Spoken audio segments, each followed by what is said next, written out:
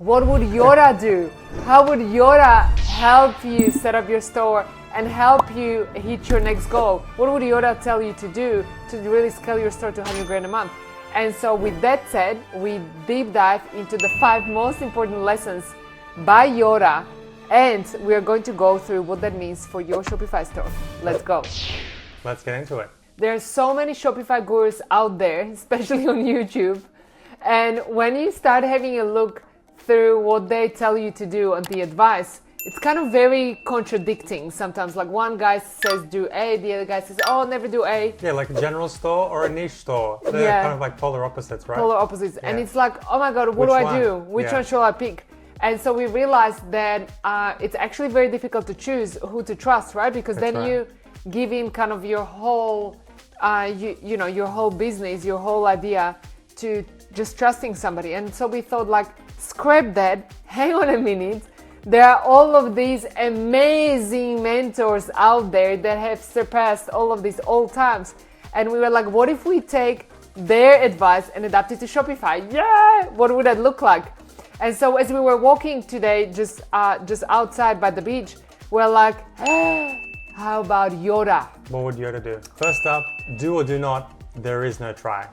You must unlearn what you have learned. All right, I'll give it a try. No, try not. Do or do not. There is no try. I love this one because what it means for a Shopify store, in my opinion, is just effing do it. Don't delay it. Massive imperfect action. Massive imperfect action. Set it live. Cut all of those bridges. Like, don't wait until it's perfect, until the logo is perfect, the products are perfect. I was going to say, so many people that come through our doors like, oh, but I have to get the photography perfect and I've got the photographer lined up to come. Just effing start selling. Yeah. Just start selling, get some quick feedback and just get on with it. So do or do not, there is no try. And I do remember this one was difficult for us at the beginning too. Absolutely, yeah. We've got a corporate background. We were used to being experts inside our industries, in the corporate world. People were looking up to us. We were used to like having the answers. And so starting an online business and not knowing what to do was tough, right? Yeah. It's like you almost don't want to put it out there because of the face you need to save. Yeah. So the challenge for you is to get it done this week. What can you get done, set live this week? Hashtag action takers are money makers. Let's go. Let's go. All right, number 2. Fear is the path to the dark side. Afraid to lose her, I think. What does that got to do with anything? Everything. Fear is the path to the dark side. I definitely reckon this one leads to so much money being wasted, because what I find is that essentially when business owners operate from the place of like, oh, I ran some ads and I got some traffic to my store, but I didn't make any sales. So maybe something is wrong with my product. And so then they go and then they update the images and pay photographers and update the description. And then they're like, oh, nothing really changed. So maybe I need to start discounting, and then they do it all over again. And then they realize like, hang on a minute, I paid now more money for ads, I'm more out of pocket. And then at the end they realize, well, maybe something is wrong with my store. So then they start paying developers and themes and agencies. And then they do it over and over and over and over until they come to the place, well, maybe there is something wrong with me. And I just think that's all because people operate from the place of fear. And that really pulls them to the dark side. Fear can be stress as well. Like stress is, Tony Robbins says stress is a code word for fear. So whether you're highly stressed or highly fearful, whether you're aware of the fear or not aware of the fear, we make poor decisions, right? It's kind of like being angry. If you make important decisions when you're angry or fearful or stressed, typically it doesn't result in an optimal outcome. Exactly. So what you might want to do instead is just like look at it for what it is. Yeah. Okay, this is the action that I took. This was the outcome. Is it perhaps possible that I had the wrong ads, run into the wrong audience with the wrong creative? Because guys, 9 out of 10 times this is the problem. Ultimately, the store is a funnel, right? Exactly. You need to have eyes on some kind of promotion or the right eyes. The right eyes on the right offer that drives traffic to the right page. So you just follow the funnel flow down not the other way around. And you need to understand how to run those ads. So if you don't understand how to run those ads, then learn it. We've got a bunch of videos. Yeah, or generate it doesn't have to be ads, but learn how to generate traffic. Yeah. Because so many you said this already, but so many business owners, they are focused on tweaking the website here and there. But that's at the very bottom of the funnel. Yeah.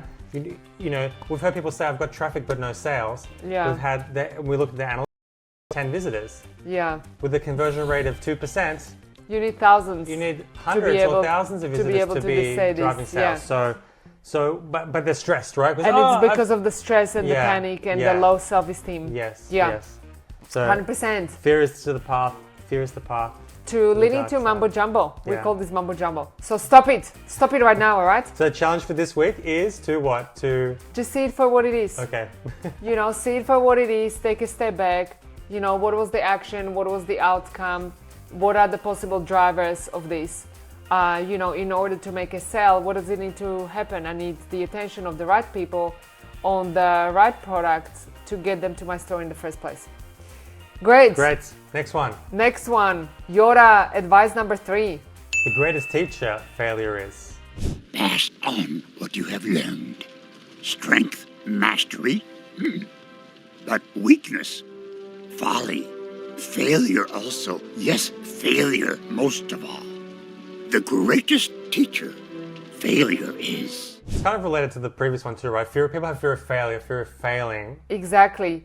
And so people want to keep face. Yes. And want to avoid the embarrassments, mistakes, and the expensive, all of the expensive stuff.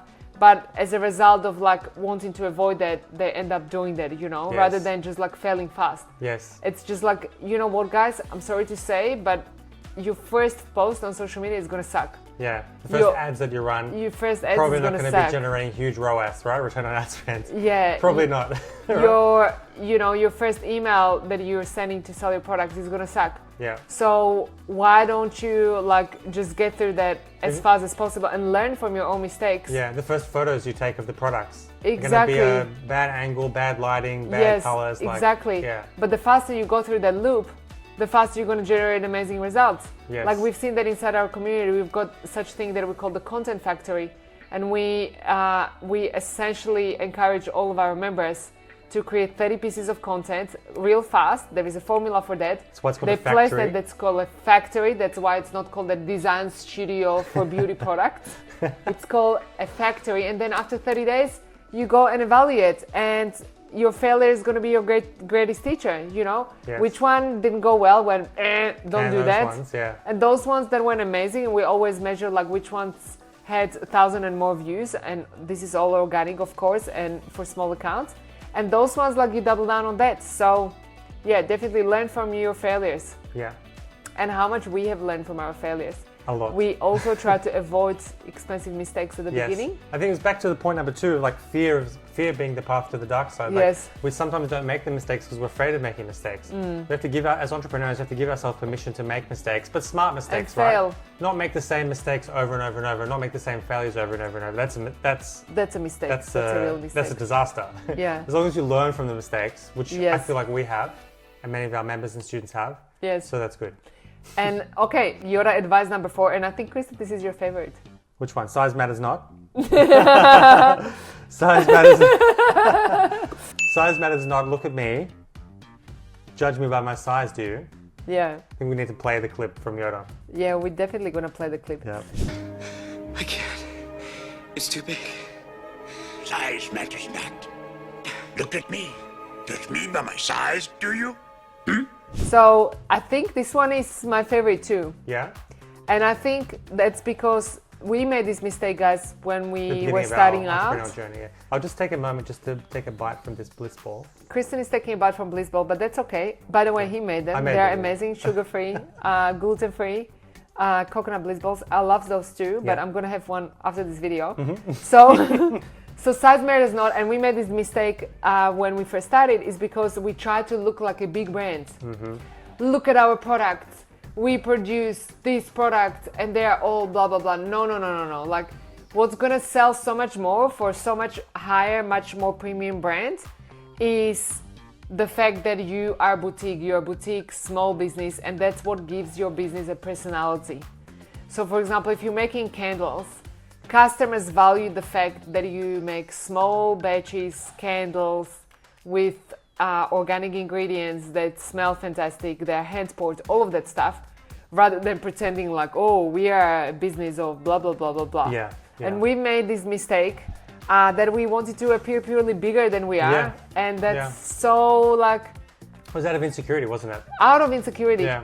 I even remember this conversation once with another guy who we tried to do business with, and he was also very small, also appeared to be bigger. So all of our egos were bigger than our businesses. That's true. And he was like, and I remember this conversation.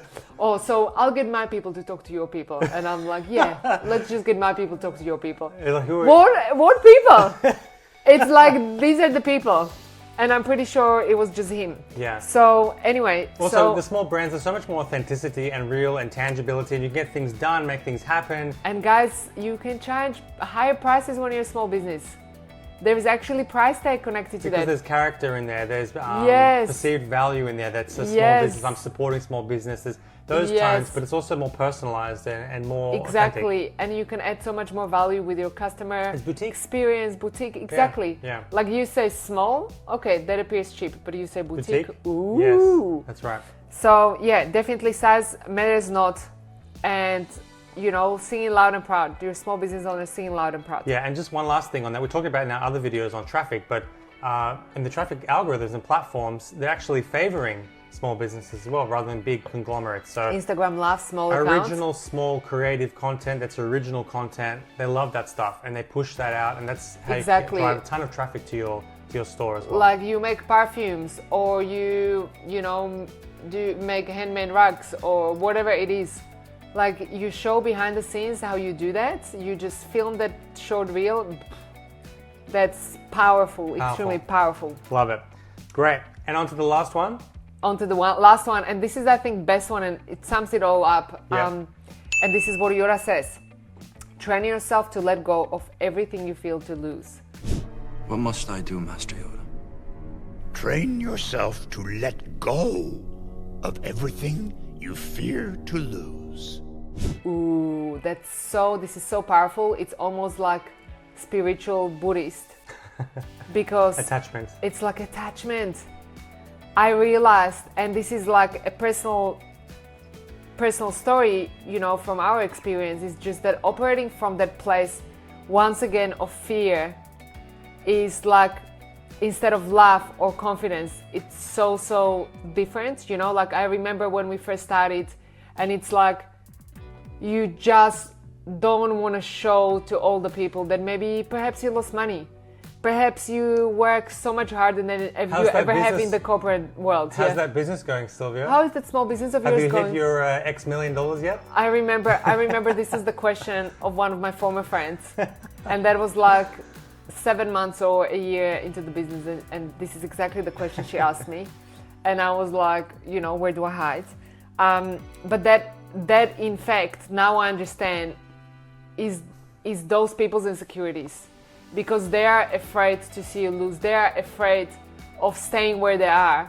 And so as a result, they're kind of shooting all of these darts at you, and we tend to take it personally. Yeah. And then we're holding on to the whatever we thought we had. Or the stuff that we used to have. Like if you had a corporate job Exactly. and you had a certain lifestyle, you're And- trying to hang on to that. Yeah. Even though it's not the thing that was bringing you joy and happiness anyway. Exactly. It's what we knew, right? Exactly. So you kind of hang on to what you know. And I remember how we used to hang on to that, and how that actually was running us into the ground. Yeah. Because, you know, back in the corporate days, we would get all these big salaries and, you know, go to really expensive restaurants. Yeah. And, you know, Kristen would buy, believe it or not, really expensive suits. Yeah. Like really expensive Hard suits. to imagine, yeah? And then that was the thing that Status. we just didn't, the status, we Yeah. didn't want to lose that. But by holding on to that, and we didn't want to tell anybody that we were earning less money and working harder, Yeah. because that just somehow didn't compute. But by Yeah. holding on to that, it was just creating this downward spiral.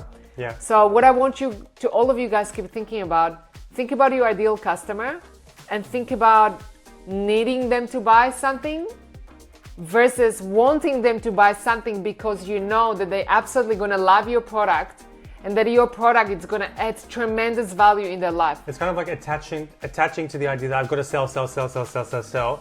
Like there is an aspect that you have to sell things to have a profitable business. Yes. But if you're attached on the selling versus something else, providing value and versus creating connection with that one specific type of customer, rather than let me sell to everyone, let me sell to everyone. Oh my God, whoever is going to buy, I'm just going to sell to. Let me get a trending product and just sell it to anyone who will buy it. Let me create all of these apps. You know, pile them on, make this store look really tacky versus like, no, I know we are a small batch company, but you know, these are our boutique, beautiful products. We poured so much of our love and energy into this. And guess what? We are charging a premium for that. And this is what the price is. You want a discount? Well, how about you buy 3 of those and then I can give you a discount. But otherwise you don't want to buy that, that's okay with me because somebody else is going to buy that and you're going to be the one missing out on. So that conversation versus the previous one, it's an entirely different P&L, profit and loss statement. And we've had so many members as well say, but I don't want to put on my website that I've only got 3 left, or I've only got, I've run out of stock of this product. But time and time again, when they bring up the courage, when they, get the courage to actually do it, then they sell more because people want what they can't have. It's a psychological trigger. So we've seen so many examples of that. And it all comes from just letting go of the attachment. Of I have to sell, I have to make money, I don't want to lose my status, my money, my time. Just let all of that go and start looking at doing business from the place of love and service and confidence. And it's not easy. You know, we don't have it all figured out.